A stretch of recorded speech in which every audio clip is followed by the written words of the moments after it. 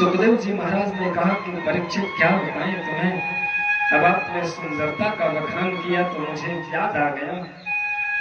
सोचो कुब्जा कितनी सुंदर थी, कुब्जा की सुंदरता को देखो, उसकी कुबर निकली हुई थी, उसका मुख कोई देखना पसंद नहीं करता था। जिस गली से गुजरती थी ना, सब लोग कुबड़ी कहा करते थे। टेढ़ी थी शरीर से और शक्ल भी अच्छी नहीं थी, काली थी, कुरूप थी। और भगवान जब मथुरा में गए, किससे मिले? कुब्जा से मिले। कुब्जा को गले से लगाया और कुब्जा के हाथों का उपटन भी लगाया। तो अगर भगवान सुंदरता देखते तो उस कुब्जा को कभी ना मिलते, उसके रास्ते से ही ना जाते भगवान। बोले उम्र भी नहीं देखते, सुंदरता भी नहीं देखते, विद्वता भी नहीं देखते, स्नान ध्यान भी नहीं देखते। भगवान धन तो देखते होंगे, जिस घर में ढेर सारा को खाने पीने के लिए पकवान की व्यवस्था हो तो उसी घर में चला जाए। सुखदेव जी ने कहा कि नहीं, भगवान धन को भी नहीं देखते हैं। इसके पास धन है तो इसके पास में चलो, नहीं, भगवान धन पर भी नहीं प्राप्त होते हैं। बोले अगर धन की बात करें ना तो महाराज विदुर जी जिस समय महामंत्री थे हस्तिनापुर के, तो भगवान उनके घर नहीं आए। लेकिन जब वो महामंत्री पद से हटा दिए गए और कदली के वन में जाकर के एक छोटी सी कुटिया बना करके उसमें निवास कर रहे थे, तो भगवान उनके घर दौड़े चले आए। और कैसे? नंगे पांव। इसका मतलब आप जान लीजिए कि भगवान धन भी नहीं देखते हैं। और तो और विदुर जी कौन थे? विदुर जी तो दासी पुत्र थे ना। भगवान बिरादरी भी नहीं देखते हैं कि किस जाति के लोग हैं, इसलिए भगवान सबके घर चले जाते हैं।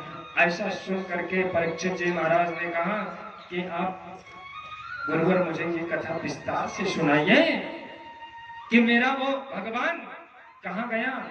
विदुर जी के घर गया, हस्तिनापुर में आया, हस्तिनापुर के राज सिंहासन और 56 भोग को त्याग करके जा करके विदुर के घर क्या खाता है? केले का छिलका। ये कथा मुझे विस्तार से सुनाइए, थोड़ा जिज्ञासा बढ़ रही है गुरुवर। आज परीक्षित जी बोले कि मुझे विस्तार से इस कथा को सुनाइए, क्योंकि भगवान क्या है? करुणावान है। वो करुणा करते हैं सबके ऊपर, उनका हृदय जो है बड़ा करुण है। एक बार श्री परीक्षित जी पांडवों को लक्षागृह में जलाने का प्रयत्न हो रहा था हस्तिनापुर में, और उसी समय महामंत्री थे विदुर जी। तो विदुर जी को पता लगा कि पांडवों को इस लाक्षागृह में जलाने का जो प्रयत्न हो रहा है ये अन्याय है। और विदुर जी धृतराष्ट्र जी के पास जाकर के कहने लगे कि मैं आपका भाई होने के नाते नहीं, मैं इस राज्य का महामंत्री होने के नाते नहीं,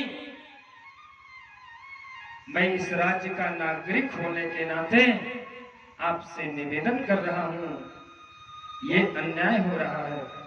पांडवों को लाक्षागृह में जलने से बचा लीजिए, ये न्याय संगत नहीं है। शास्त्र ऐसा कहते हैं ना कि अगर एक गांव को नष्ट कर देने से पूरा प्रदेश सुखी रहता है तो उसे नष्ट कर देना चाहिए, और एक परिवार में किसी एक व्यक्ति को छोड़ देने से पूरा परिवार, पूरा खानदान अगर सुखी हो जाए तो उसे उस परिवार से भी निकाल देना चाहिए।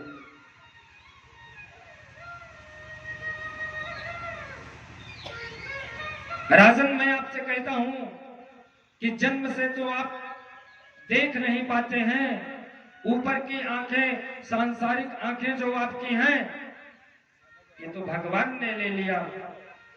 लेकिन अंदर की आंखें जो आपकी हैं उसको आपके साले शकुनी ने मिटा दिया है। इसलिए ये पांडवों के साथ अन्याय हो रहा है, ये न्याय संगत नहीं है। पांडवों को लाक्षागृह से जलने से बचाइए। ऐसी बात करते ही वहां पर दुर्योधन आ गया और दुर्योधन ने सुन लिया। दुर्योधन ने कहा, अरे विदुर जी, मेरी कृपा से ही तुम मेरे राज्य में महामंत्री हो और मेरे पिता को मेरे ही खिलाफ भड़काते हो। जाइए, आज के बाद तुम इस राजमहल में दिखाई मत पड़ना और तुम्हें महामंत्री पद से भी मैं निष्कासित करता हूं। विदुर जी ने कहा कि मुझे इस बात का कोई कष्ट नहीं है बेटा कि तूने मेरा अनादर किया। मेरा भाव क्या है उसे तूने समझा नहीं, तुमने जाना नहीं। मैंने जो आपके पिता को कहा वही न्याय संगत है, आप गलत कर रहे हो। और मैं तो इस राज्य में वैसे ही नहीं रहना चाहता था और महामंत्री पद से तो मैं स्वयं इस्तीफा देना चाहता था। मैं अभी जा रहा हूं। विदुर जी ऐसा कह करके और उस राज्य से इस्तीफा दे दिया और चले आए अपनी पत्नी के साथ कदली के वन में, केले के एक बगीचे में। विदुर जी वहां पर पर्णकुटी बना करके और उसी में निवास करते हैं। 12 वर्ष तक श्री विदुर जी महाराज सिर्फ फलों को खा करके और भगवान का भजन करते अपने आश्रम में। नमो भगवते वासुदेवाय। एक दिन विदुर जी अपनी पत्नी विदुरानी से कह रहे हैं, अजी तुम्हें पता है आज पूरा हस्तिनापुर सज रही है और बहुत सुंदर एकदम दुल्हन बन रही है। पता है तुम्हें वो मेरा केशव है ना, द्वारिकाधीश, वो शांति दूत बन करके हस्तिनापुर आ रहा है। विदुरानी को सुनते ही उनके कंठ अवरुद्ध होने लगे। आज विदुरानी ने कहा विदुर जी से, आज वो कन्हैया तुम्हें देखेगा नहीं क्योंकि तुम मंत्री नहीं हो इस राज्य के। आज तुम्हें वो देखेगा नहीं। विदुर जी ने कहा कि क्या बताऊं, वो मुझे देखे, हम उसे देखें या ना देखें, लेकिन वो तो मुझे जरूर देख लेगा। मैं एक में हूं या हजारों की भीड़ में हूं, ये तो मेरे कन्हैया, ये तो मेरे कन्हैया की करुणा है। आज दुर्योधन अनेक तोरण द्वार बनवा रहा है, महल अटारियों पर पुष्पों की व्यवस्था करवा करके पुष्प वर्षा करवाने के लिए अनेक महिलाओं को खड़ा कर दिया। कपट मैत्री के द्वारा आज शांति दूत बन करके आ रहे हैं। स्वागत के लिए दुर्योधन आगे जाता है, उसी भीड़ में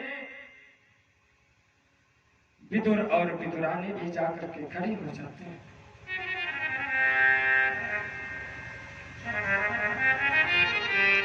आज जैसे ही वो द्वारिकाधीश उस भीड़ में आता है और दुर्योधन स्वागत करने के लिए आगे जाते हैं और सबसे पीछे श्री विदुर जी महाराज दीवार से सट करके सबसे पीछे जाकर के खड़ी हुई विदुरानी के साथ में और अपनी पत्नी से कहते हैं, वो देखो कन्हैया, वो कन्हैया, वो मेरा द्वारिकाधीश मुझे ही देख रहा है। इधर दुर्योधन भगवान का माल्यार्पण कर रहे हैं, स्वागत कर रहे हैं,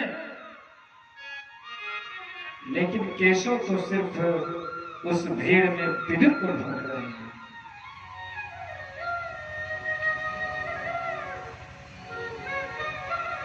विदुर की तरफ उनकी निगाहें पड़ी तो आंखों ही आंखों में बात होने लगी। कृष्ण ने कहा कि काका मैं आ गया हूं, अभी आपकी कुटिया में आऊंगा।